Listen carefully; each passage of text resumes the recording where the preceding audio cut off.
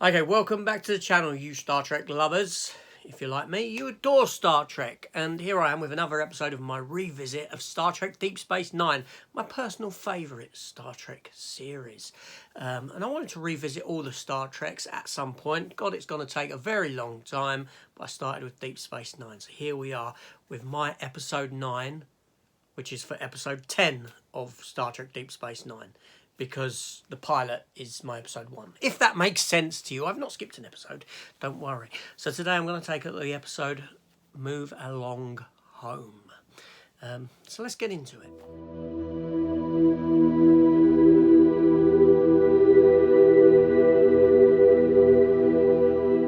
The darkest corner of the galaxy. First contact is our most important mission. And they brought with them the games they played. Did I win? Prepare yourself for a new kind of sport. 4 officers have just disappeared. We're playing for our lives here. Where to win, you must survive. Choose their path. What is wrong with you people? Next time on Star Trek Deep Space Nine. Okay, yes, so this episode here, Move Along Home, this episode was originally broadcast in syndication on March the 14th of 1993. 30 years ago almost. Wow. This episode came at us with a story by Michael Piller and directed by David Carson, whose name has appeared before as a director previously, as I've been going through these. Now, this episode here, again, a space station-centric episode, and it follows this story of this new alien race that have come through the wormhole to Deep Space Nine. They're called the Wadi. As soon as they land at Deep Space Nine, they want to head straight to Quark's bar to play some games. Yeah, they're here to play games. They like playing games. So they head over there and they start playing, and they have these gems that Quark's really interested in acquiring. So he starts playing them with his Dabo game and that sort of a thing. And he starts to cheat them.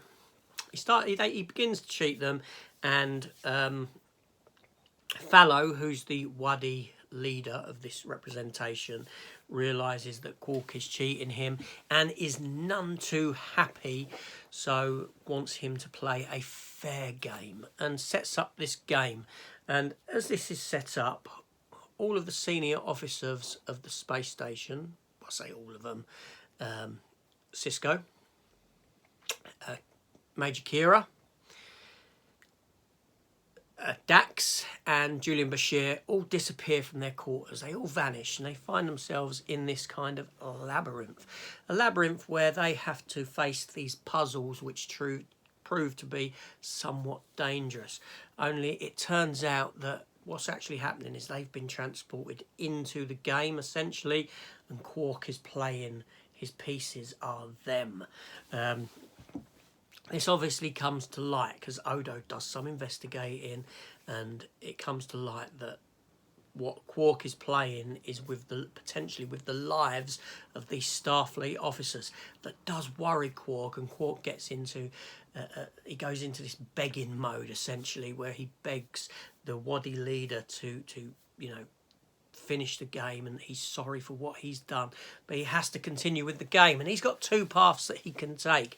He can take the safe path, which is longer to winning, or he can take the more risky path, which would have him win quicker, but obviously putting his characters more at risks.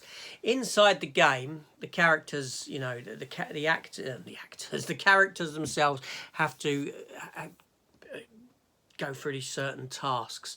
There's a young girl that they find on level 2 who's hopscotching, singing this rhyme, and each of the characters has to do it to pass through this level.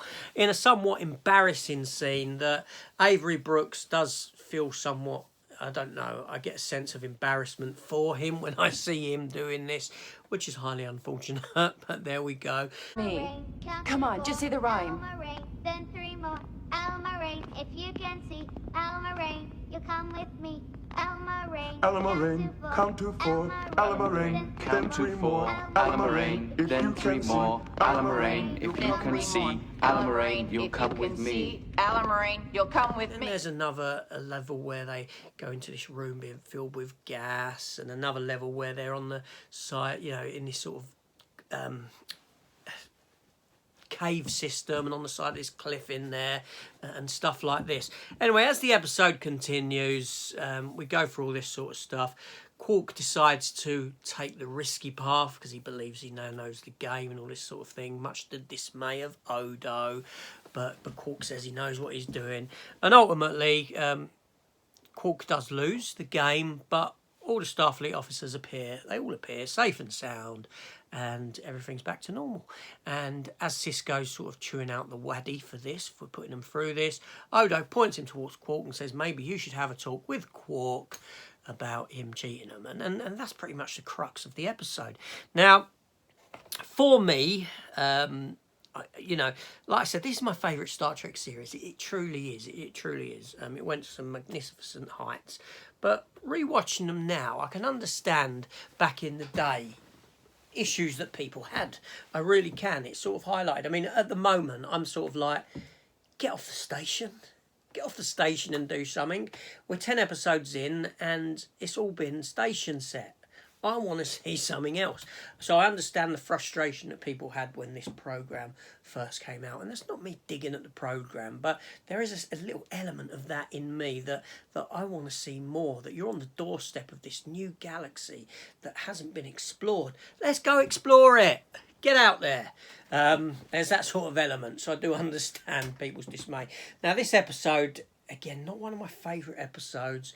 The fella, Joel Brook, who played Fallow, the leader of the Waddies, I find him quite annoying in the episode, if I might say. I find that not him as an actor, the character he's playing, I find to be very very annoying. It just sort of eeks at me, and a rather stupid episode, the way that they're acting. Like I said, Avery Brooks looks like he's feeling uncomfortable when he's doing this hopscotch thing and having to put his fingers in the air and sing this rhyme, and you know, yeah. So really, this episode for me is one of the lesser episodes for definite from this first season thus far.